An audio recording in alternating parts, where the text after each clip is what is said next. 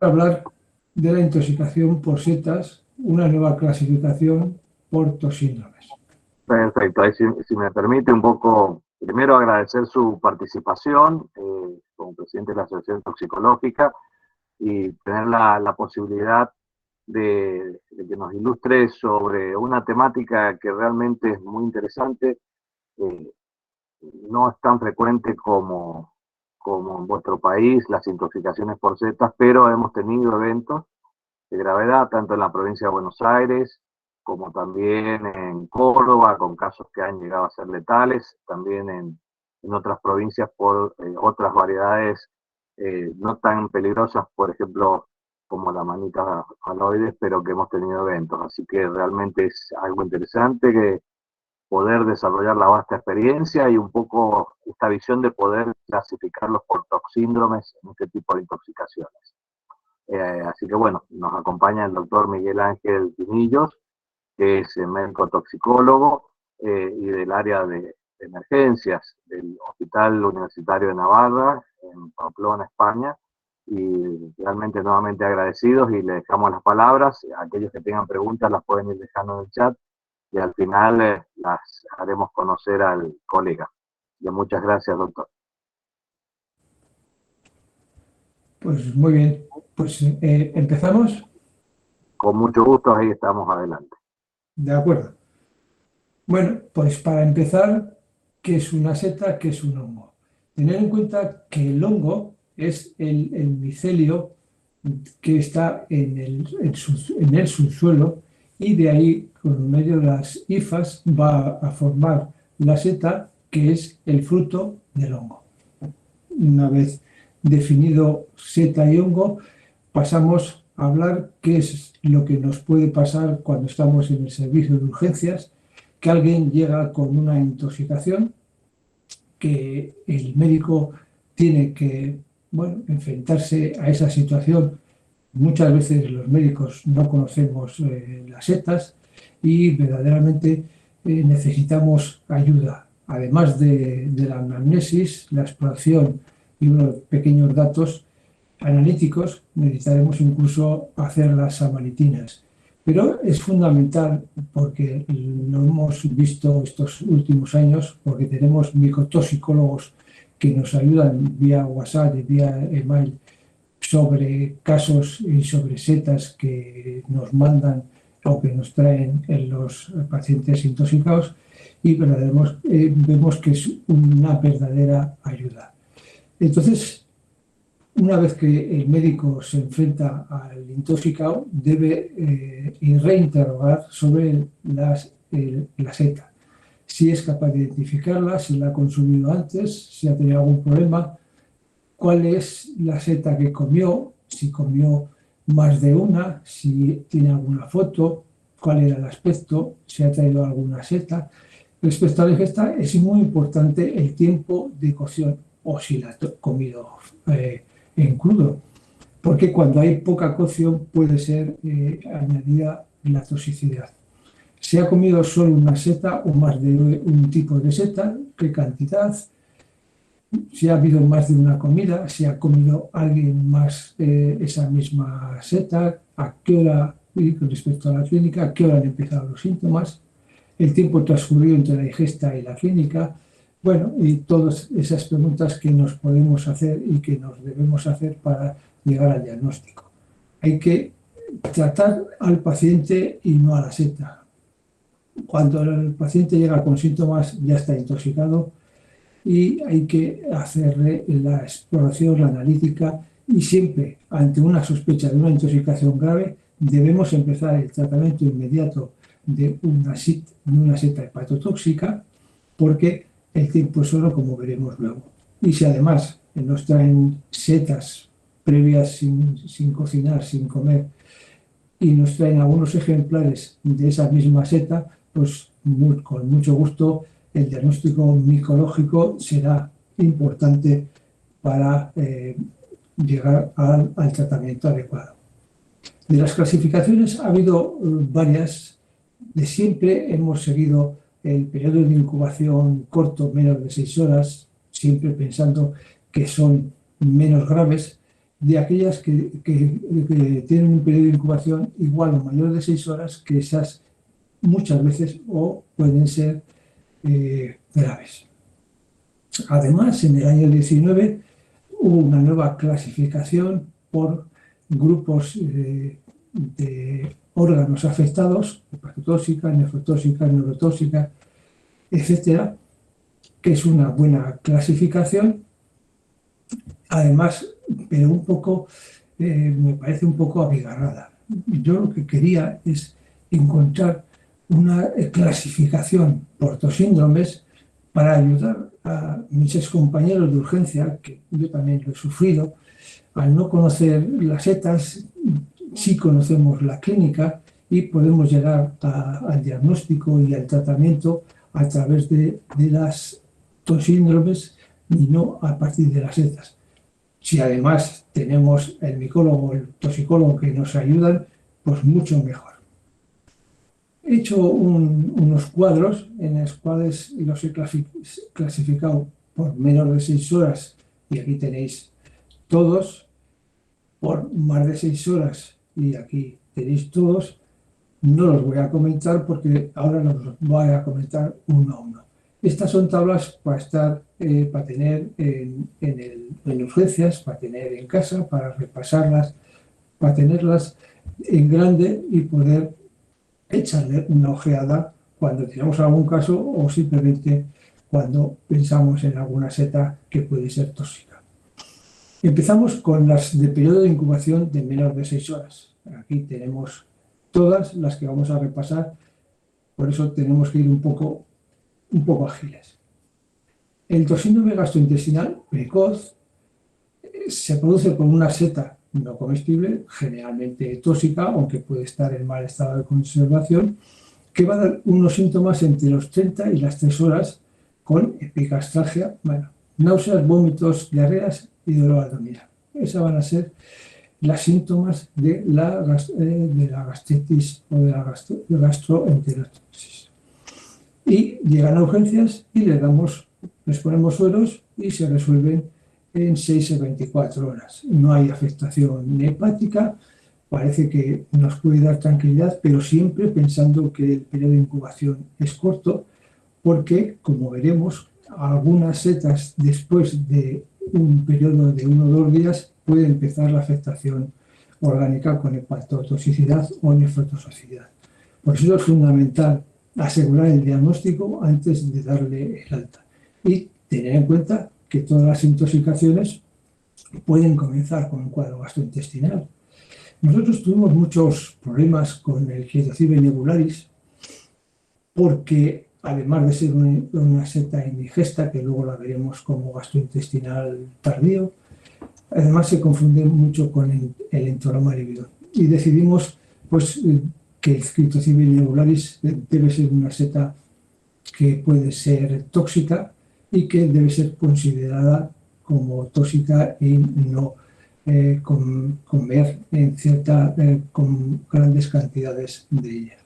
Desde entonces parece que disminuyó el número de ingresos por gastroenteritis por setas. Estas son las setas que producen la síndrome gastrointestinal, el Clitocybe nebularis con el entoloma, la macrolepiota con los Chlorophyllium, estos 3, la Canthareus cibarius con aquellas setas Lomphalotus que son amarillas, y el Tricolomaterium, que ya se empieza a hablar que puede ser tóxico, con un par de setas que crecen en los pinos de su mismo color. Pero también hay intoxicaciones por setas que no tienen clínica gastrointestinal, como veis en el Tricoloma equestre, el Bacillus, la eritromelalgia y la auricularia.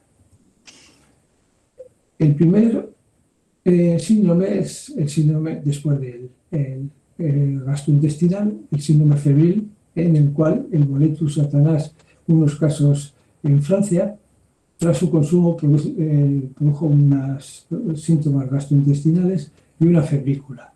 Y después, al llegar a urgencias, se vio que tenía procalcitonina y proteína C elevada. Y además había una trombocitopenia, que todos se resuelven en 24 horas. Este es la seta Boletus satanas, perdón, con el sombrero blanquecino y el tallo y las láminas y los poros rojos. Además, estas setas que veis ahora cursan con fiebre, como veréis después, que también pueden cursar con afectación renal y otra afectación orgánica. Empezamos con otro síndrome, el neurológico. Lo primero, los alucinógenos, entre ellos veis ahí las toxinas, la más frecuente, la psilocibina. La psilocibina estimula el neurotransmisor de la serotonina, se utiliza como una droga recreativa y la clínica empieza entre 30 y 60 minutos después de la ingesta, con una ansiedad, disforia y alucinaciones, y seguido o a la vez de un síndrome simpático mimético con midriasis, hipertensión, taquicardia y temblor. Dura 4 a 12 horas y si no hay ningún evento, como puede ser pues, un síndrome serotoninérgico con mioclonios, hipercinesia o convulsiones, que habrá que dar benzodiazepinas. En principio, estas setas también se pueden resecar, con lo cual tienen más pureza, y los factores que influyen va a ser siempre el sujeto, el ambiente, la compañía y la finalidad del consumo. Se dice que no producen dependencia ni síndrome de abstinencia. Estas son la mayoría de los setas que producen alucinógenos, y quisiera hacer un comentario entre la psilocibe mexicana, que con 1 o 2 setas puede producir un síndrome alucinógeno, pero estas setas, la psilocibe semilanciata de mi comunidad aquí en Navarra, pues se necesita 20 para tener un efecto alucinógeno. Seguimos con los síndromes. El síndrome neurotóxico central de la Amanita muscaria y Amanita panterina, con sus toxinas, el ácido hipoténico muscinol, también se llama síndrome glutaminérgico o gabaminérgico, pero lo que nunca se puede decir de este síndrome que es un síndrome micoatropínico, porque aunque tenga un cuadro delirante, no tiene alcaloides atropínicos, por lo cual en principio debemos de quitar de nuestros libros o de nuestros apuntes el síndrome micoatropínico, que no existe. No hay setas anticolinérgicas en estos momentos. Las toxinas, el ácido iboténico se parece al glutámico, el muscimol se parece al GABA y tienen una pequeña cantidad de muscarina, muscazona y otros alcaloides que se pierden con la digestión, con el secado y con el calor. Generalmente la clínica va a depender del ácido iboténico que se metaboliza a muscimol, que es más potente que el anterior. Vamos a ver la clínica. La clínica es diferente de los hongos psilocibos. Si la seta está desecada, ya no tiene muscarina, con lo cual ya no habrá náuseas ni vómitos. Empezará con unas distorsiones visuales, auditivas, alteración de tiempo y espacio. Acordaros del cuento de Alicia en el País de las Maravillas. Después pasa un periodo de cansancio y después a la somnolencia, sueño profundo y los sueños vividos y alucinaciones con el sopor alucinógeno que da el muscimol. Por eso decimos que es una borrachera eufórica hasta el sopor alucinógeno, y que incluso a veces es al revés. Del sopor se pasa a la euforia.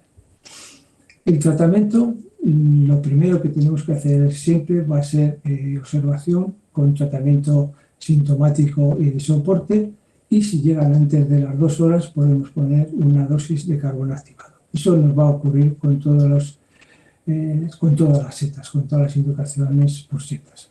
Pero además, en este caso, tenemos que añadir benzodiazepinas en caso de agitación y convulsiones, pero como nos encontramos con un síndrome con bajo nivel de conciencia, si además le damos benzodiazepinas, va a provocar pues, más depresión y puede deprimir el centro respiratorio. Por lo cual tiene que ser una benzodiazepina de vida corta y en dosis baja. Además, repondremos el volumen, habrá que dar agentes vasopresores pero nunca fisostigmina. Estas son las setas culpables. Aquí tenemos la manita muscaria, que se confunde con la manita cesárea, y la manita panterina, que se confunde con la manita rubescens. Otro síndrome neurotóxico es el periférico o micocolinérgico. El tóxico es la muscarina. Como es estructuralmente similar a la acetilcolina, produce la estimulación de los receptores muscarínicos colinérgicos periféricos, pero no estimula ni los nicotínicos ni atraviesa la barrera hematocefálica, por lo que no hay fasciculaciones ni tampoco alucinaciones, agitaciones, etc. Lo que sí, claramente, entre 30 minutos y 2 horas aparece una sudoración intensa, pero a gota gorda, que además se acompaña de miosis, pupilas mióticas y bradicardia. Y además podemos añadir, pues puede haber salivación, lagrimeo, diarrea, vómitos, etc. El tratamiento va a ser siempre lo que hemos dicho al principio, de soporte y descontaminación si llegan antes de las 2 horas, y luego, si la clínica colinérgica es clara, poner atropina para resolver el cuadro. Las causantes son setas pequeñas y blanquecinas que se confunden con estas otras y dan el síndrome sudoriano que hemos descrito.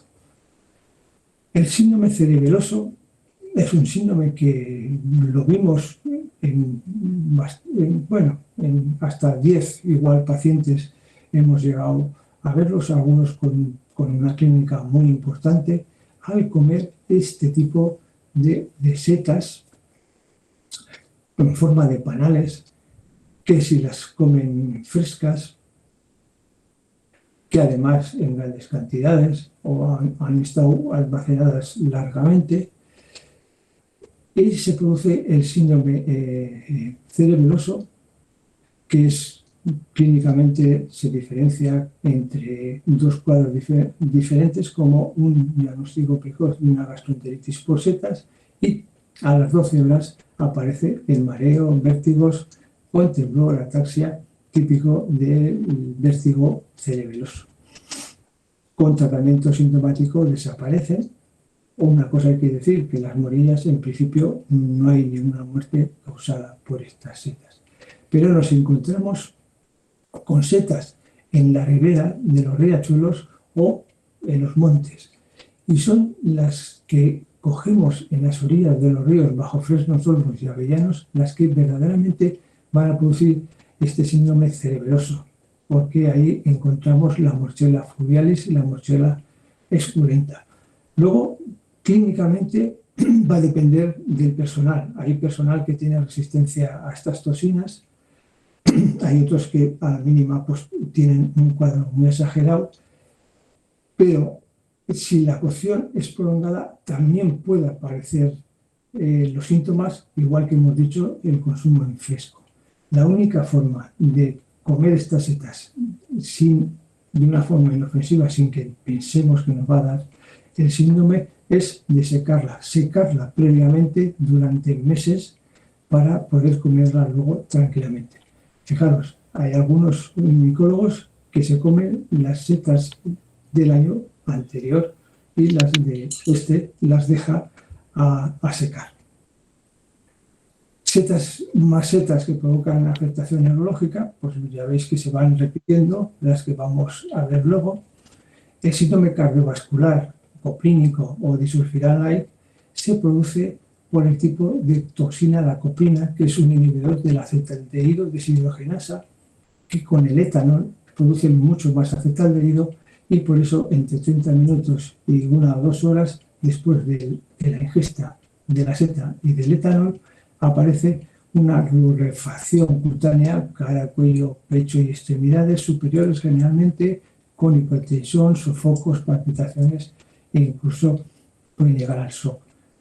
Si no se consume más alcohol, desaparecen en unas horas, generalmente 24 horas, pero en casos que hay un sobrefactario, pues hay que poner fomepizol o intentar una infusión de suero para elevar la tensión, vitamina C y tratamiento sintomático para la taquicardia. Hay que decirles que por lo menos en 3 días no prueben el alcohol. Bueno, estas son las 2 setas que se parecen, el Copinos comatus, que es excelente, y Copinos atramentarius sin alcohol es comestible y con el etanol es tóxica. Otro síndrome es el inmunológico alérgico. El princes es el producido por el Pachyllus involutus, una seta marronácea que de joven es convexa y de maduro es un imbudo. ¿Por qué aparece el cuadro? Se habla de que puede ser un mecanismo inmunológico por la involutina que tiene esta seta, pero más micólogos piensan, más psicólogos, que es por el consumo crudo, con pobre cocción, con una ingesta del caldo de cocción y con exposición repetida a esta seta, que cada vez que se consume va este mecanismo inmune de sensibilización en una persona susceptible de tener alergias, etc. Tras un periodo de latencia corto, aparece un cuadro gastrointestinal seguido de una hemólisis, una afectación renal y hasta un fallo multiorgánico y puede llegar al exitus. El tratamiento habría que hacer una diuresis forzada, hemodiálisis, plasmaféresis y en caso de anemia hemolítica, prednisona o corticoides. El síndrome neumónico se produce por una inhalación reiterada y abundante de esporas del Lycoperdum perlatum. Perdón. Vale, quiero enseñaros, esta es la seta joven, blanca y con punzones, que es comestible, y la seta madura, que está llena de esporas. Si nosotros la tocamos, salen las esporas. Si en ese momento estamos viendo la seta y nos entra la esporada en gran cantidad o de forma repetida, nos llegará a producir la broncoalveolitis alérgica. Al principio, cuando entra a la boca y a la faringe, te produce una rinofaringitis con náuseas, algún vómito, y a los días aparece un cuadro catarral con fiebre, con tos, fiebre, disnea y unos infiltrados retículos nodulillares con insuficiencia respiratoria, que precisan por sus corticoides inhalados si es poco, si es mayor, más los síntomas, pues prednisona oral, sobre todo intravenosa, y anfotericina B en casos extremos. También se puede producir, tras la inhalación de esporas de shiitake, puede producir alveolitis, incluso me imagino que con el pleurotus, igual siempre que sea un sitio cerrado y haya una gran esporada en el ambiente.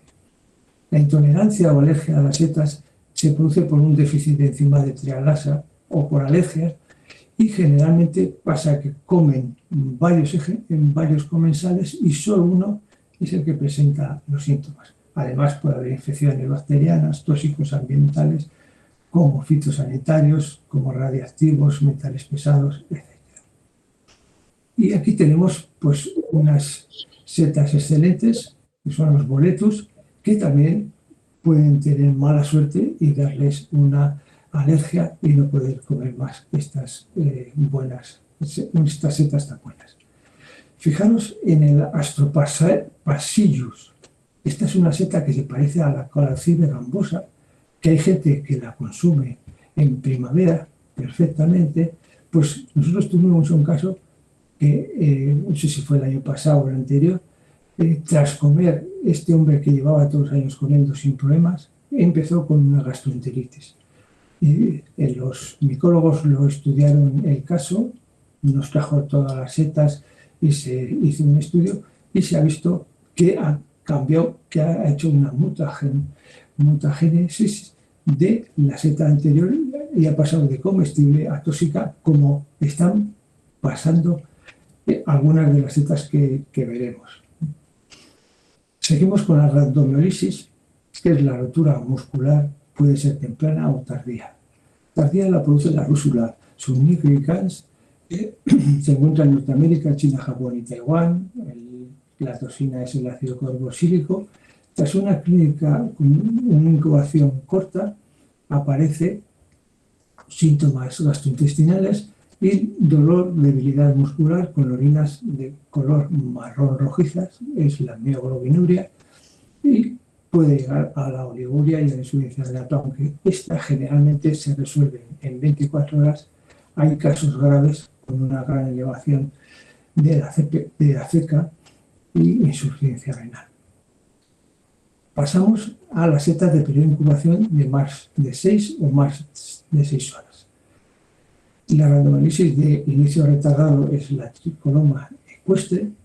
Esta seta, que es una seta comestible, pues ocurrió lo que tengo entendido en Francia tras unas lluvias importantes, crecieron y se desarrollaron muchos ejemplares de esta seta con unos consumos abundantes y repetidos que produjo varias muertes en estos consumidores. Tras una clínica entre 1 y 3 días de la ingesta, aparecen los dolores musculares con la debilidad, con la fatiga, con la coluria y la fiebre. Y después aparece la insuficiencia renal y además también miocardiopatía. Y todo con una elevación de la ceca y una alteración renal que se resuelve en 15 días, aunque algunos de ellos van a ser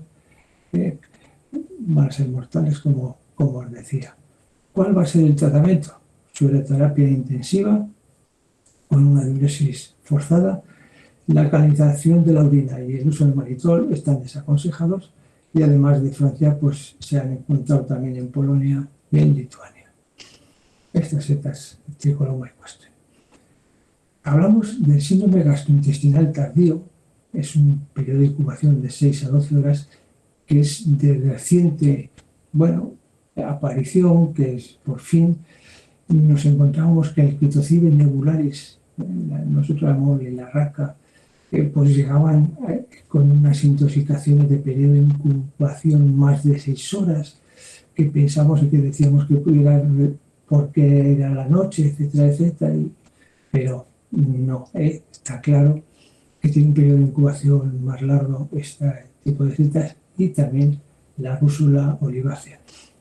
Hay sitios que las comen a la plancha o las comen sin cocinar, sin cocer más de 20 minutos, y puede producir una gastroenteritis y tener que llegar al hospital. La miliaria no tengo ningún caso que sepa de estas.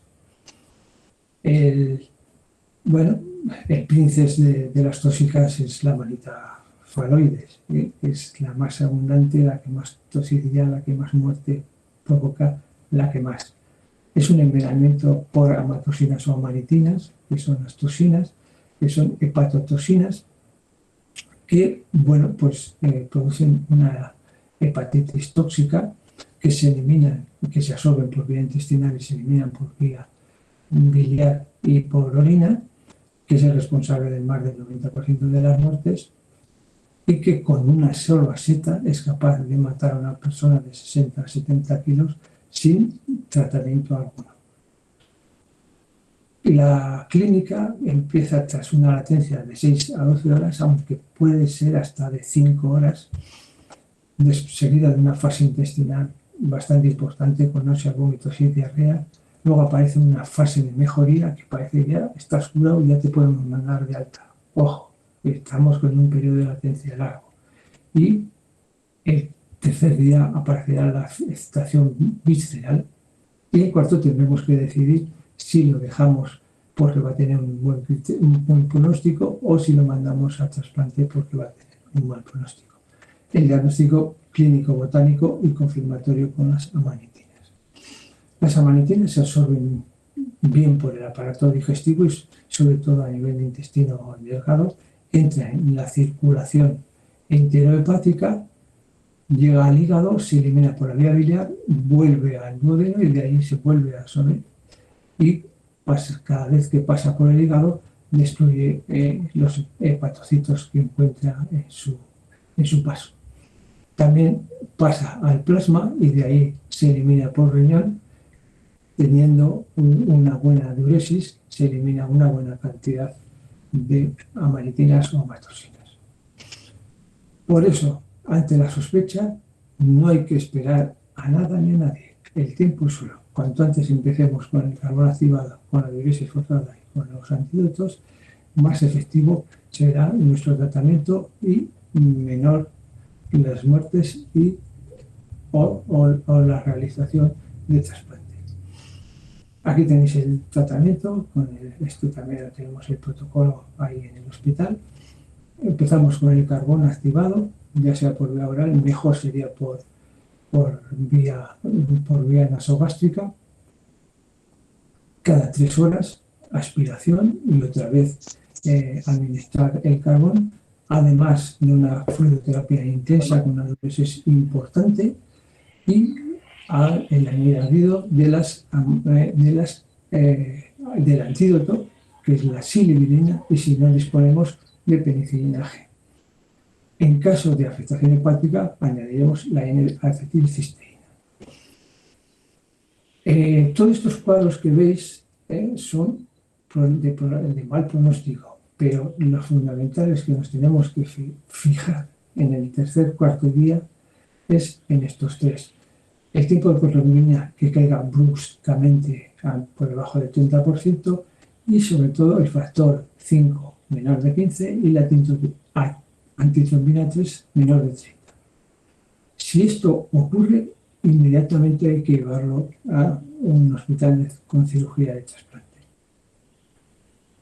Aquí tenemos las causantes, la manita faloides, la verna virosa, la Lepiota encarnata, el viola y la valerina. Bueno, os comento 2 casos que tuvimos recientemente.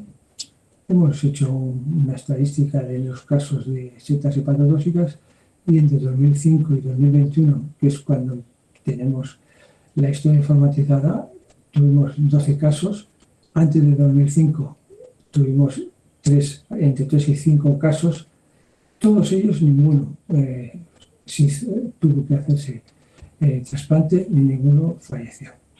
Estos 2 casos que os voy a enseñar tenemos que ponernos en el contexto que fue en la pandemia, en el año 2020, en octubre, después de una gran cantidad de lluvia, que salió una gran cantidad de setas.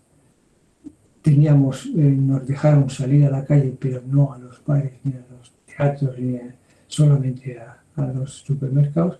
Bueno, y nos fuimos al monte, la mayoría.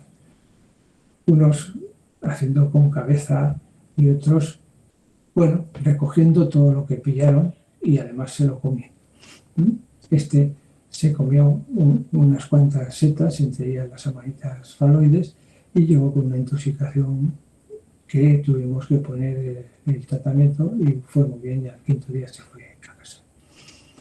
Otro caso es una señora que come unas setas que le da el vecino y se las come todas y llega a las 42 horas, ya fíjate el tiempo que había pasado, con un periodo de incubación largo y decimos, y no tienes ninguna seta para enseñarnos, para ver qué es lo que te has comido. No, me he comido todas, pero este vecino le regaló a otras 2 vecinas, una de ellas tiró las setas y las otras las guardó. Bueno, pues venga, que ha guardado las setas, que no las traiga. Y al traerlas nos damos cuenta que hay unas cuantas amanitas faloides. No hacía falta casi, porque ya veíamos que las transaminasas estaban altas, en la clínica coincidía que las transaminasas subieron a 6.000 y 7.000 y que el 4.º día dijimos, vamos a ver, ¿hay que mandarle a cirugía o no? La antitrombina 3 y el factor 5 estaban bajos, pero no tan bajos como os había dicho antes, con lo cual al 5.º día se fue a casa solucionado. El síndrome girométrico o bloqueo del GABA, la causante es las giromitras. Aquí tenemos la esculenta, que parece un cerebro, que se diferencia de la morchela, porque la morchela son panales, que hay otro tipo de giromitras, como las que veis ahí, y que el síndrome girometriano se produce por una hidracida, que esta hidracida produce disminución de la piridoxina o de la vitamina B6, que es lo mismo, y estos son los que van a producir los síntomas. Tras un periodo de latencia prolongado, aparece un cuadro gastrointestinal, neurológico, posteriormente, como disminuye el GABA, aparece la afectación neurológica por la disminución del citocromo P450, la hepatitis tóxica, por disminución de glutación, la anemia hemolítica, metamoglobinemia, insuficiencia renal e incluso la muerte. El tratamiento va a ser de las convulsiones con piridoxina y la metamoglobinemia con azul de metileno y ácido ascórbico. Pero recientemente se está diagnosticando la esclerosis lateral amiotrófica, la LAIC, a algunos que han pasado una intoxicación por giromitra, como nos dice la Hangre, un caso que tuvo que a los 6 meses revirtió. Y Spencer lo asegura que es por la cierta relación con las giromitras. Fijaros que en esta aldea de la montaña de los Alpes franceses han diagnosticado 14 casos y todos ellos habían consumido giromitra giras. Todo lo demás se hizo el estudio y no hubo ningún caso de otro tipo de riesgo genético, factores ambientales, etc. Pasamos al grupo de la insuficiencia renal, que puede ser temprana, que suele ser reversible, o tardía, que puede ser irreversible. La amanita smithiana es una de las setas en Norteamérica que producen nefrotóxico precoz, no sé si existe en Argentina, que se confunde con estas otras dos también en México. En Europa es la amanita próxima la que provoca la nefrotoxicidad reversible. Nosotros tuvimos un caso en el 2008. Se considera tóxica y diferente de la amanita ovoidea, y la toxina es la norleucínica ayénica.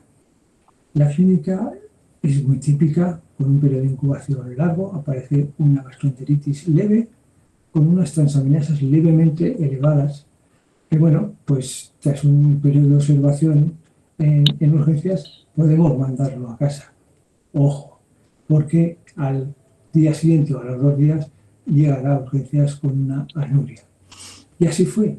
Entonces nos lo mandaron a nuestro hospital y veis la diferencia entre la manita próxima, en el cual hay manchas amarillentas, diferente de la ovoidea, pero no teníamos setas para el diagnóstico de este cuadro, por lo que mandamos a su mujer, que ya había estado con su marido, cogiendo estas setas, y a su hijo, y nos trajo esta seta que se estudió perfectamente y era una manita próxima. Entonces al paciente durante 3 semanas le estuvimos con hemodiálisis y se fue a casa asintomático con función renal totalmente recuperada. El nefrotóxico tardío producido por el Cortinarius orellanos o por el Cortinarius rubellus, esto ya en la orellanina, que es la toxina, va a producir una latencia entre 12 y 20 días.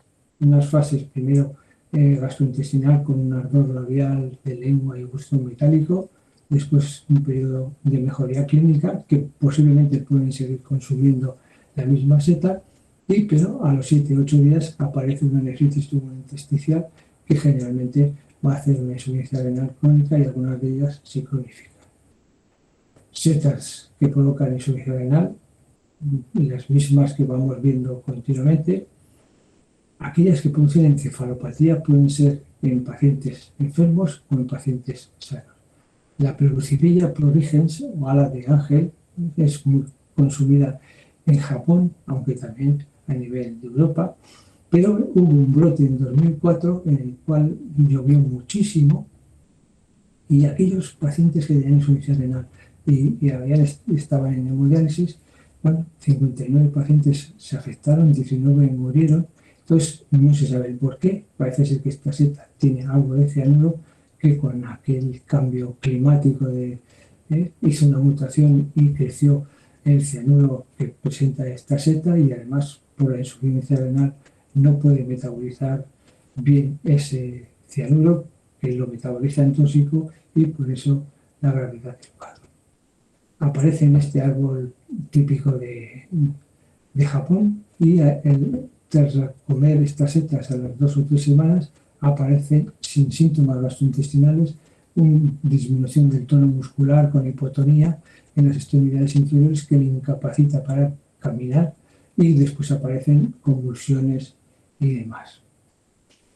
La otra setas que producen este cuadro es el Apalopilus rutinans, como le llamaríais ustedes los argentinos, una seta repisa.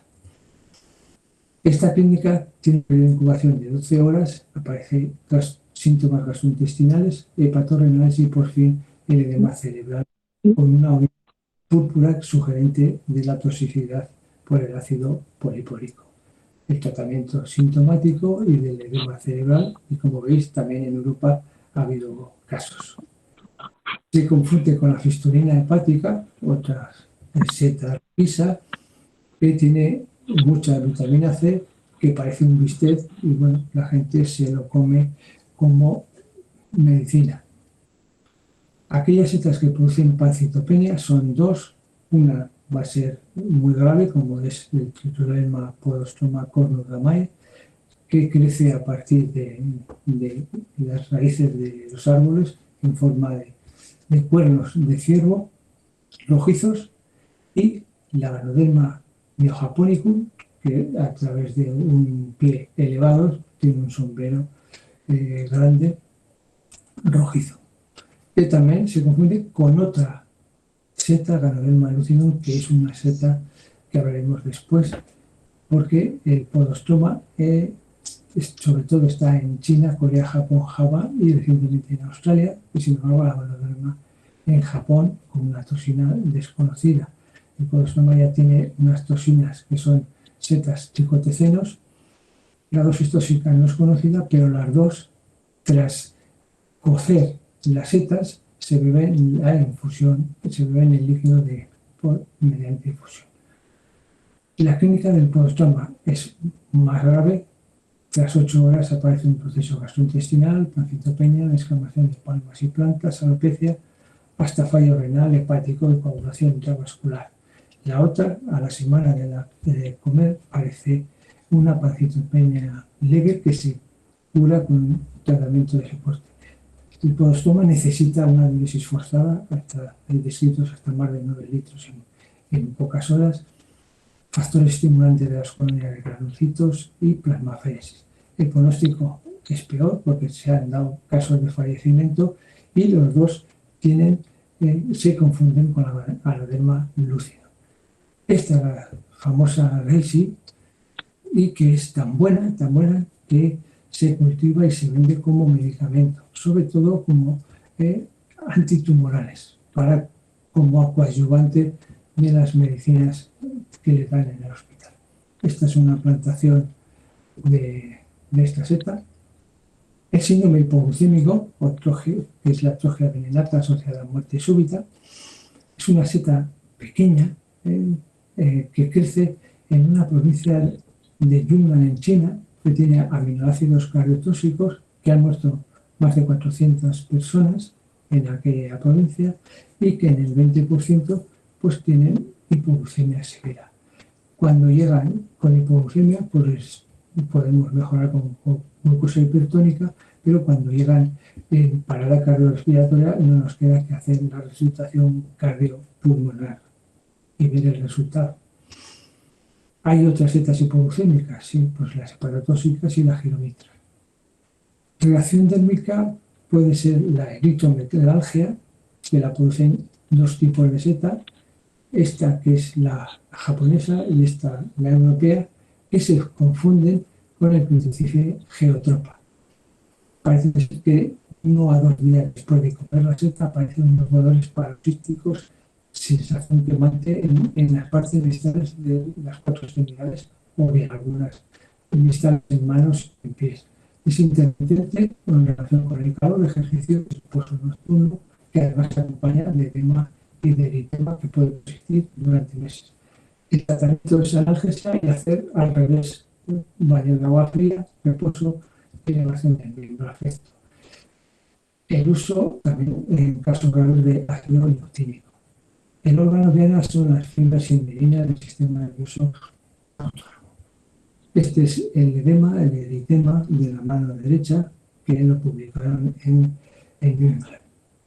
La dermatitis por shiitake es una seta que se consume en todo el mundo de grandes cantidades. A las 48 horas de su consumo puede aparecer una reacción de pápulas eritematosas pruriginosas lineales que semejan a una dermatitis flagelada y que resuelve en días o semanas. Se cree que son la abundancia de setas, además de ser crudas o poco cocinadas, y en personas susceptibles a las que puede aparecer. También se ha descrito con las setas auricularias que veremos ahora. Estas fotos nos las dio la doctora Núñez para un libro sobre intoxicaciones por setas que estamos haciendo. Y llegamos a la última seta, la auricularia, porque se parece a una oreja, ¿no? Es la púrpura de esta palabra china, es de la provincia donde salen la mayoría de los intoxicados, que es el hongo negro que lo utilizan en ensaladas y en sopas en grandes cantidades, poco cocinado, y que además en personas que tienen antiplaquetario como la aspirina, pues pueden producir más hemorragia. Las islas de la comer, las encías empiezan a sangrar, epistasis, menorragia y la púrpura hemorrágica. Eso lo describió en el 1980 un médico en Minnesota. Bueno, los tres tipos de auricularia y también la dermatitis flagelar que ha aparecido con su consumo. Yo me encontré en los Montes de Navarra otra auricularia, por cierto, no la probé, la dejé ahí para ver que otros se informen y la vean. El síndrome, para terminar, de trombocitopenia se han descrito en estos 4 tipos de setas.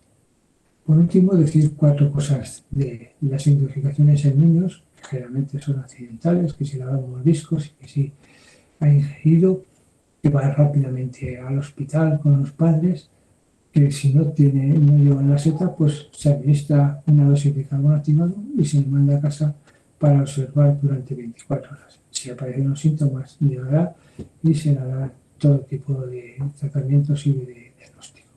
Si aparece la seta, pues el micólogo nos dirá si es tóxica o si es comestible. En las embarazadas, las amatosinas no atraviesan la barrera placentaria, con lo cual se puede dar el tratamiento antibiótico y perfectamente igual.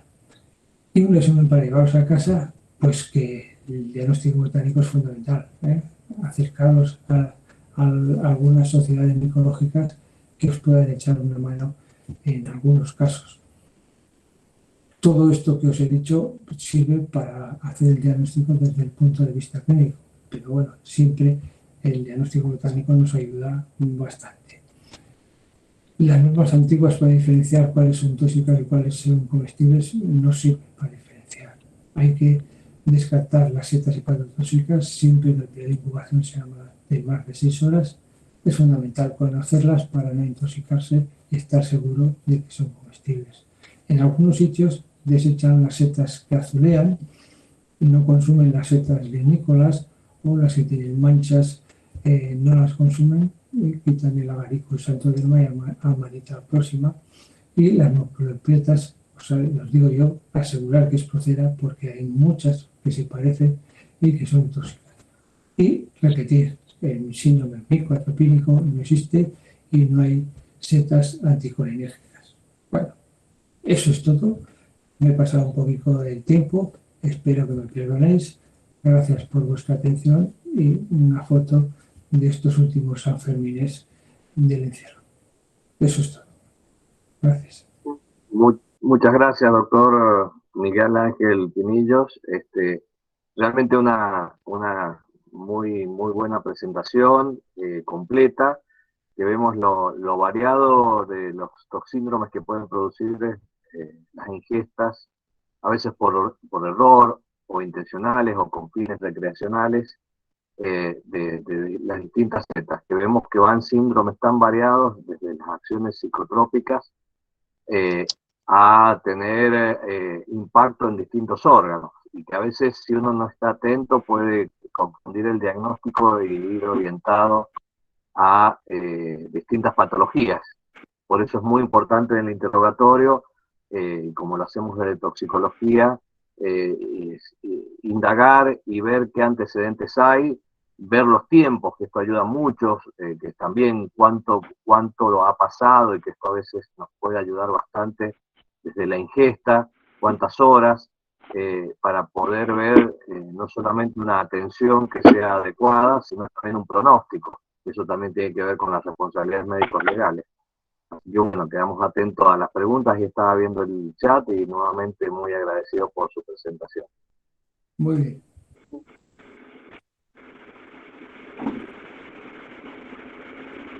No sé si hay alguna pregunta.